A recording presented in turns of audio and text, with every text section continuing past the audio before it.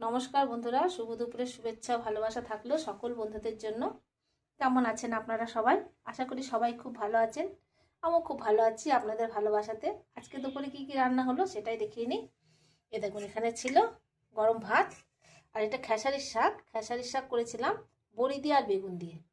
খুব সুন্দর করে করেছিলাম। নামানোর আগে একটু পোস্ত বাটাও দিয়েছিলাম, পোস্ত আর একটু কাঁচা লঙ্কা বাটা দিলে না একটু ভালো লাগে। খেসারির শাকটা তো কেমন একটুখানি মানে মেশে না, ওর জন্য বেগুনটা দেওয়া হয়েছিল।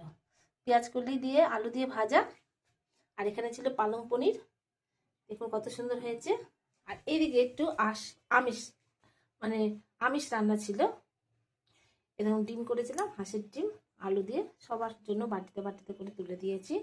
ধনেপাতা বাটা, কিছু ডাল ছিল, ডাল করেছিলাম মুসুরি ডাল পেঁয়াজ দিয়ে, আর সাথে ছিল দই।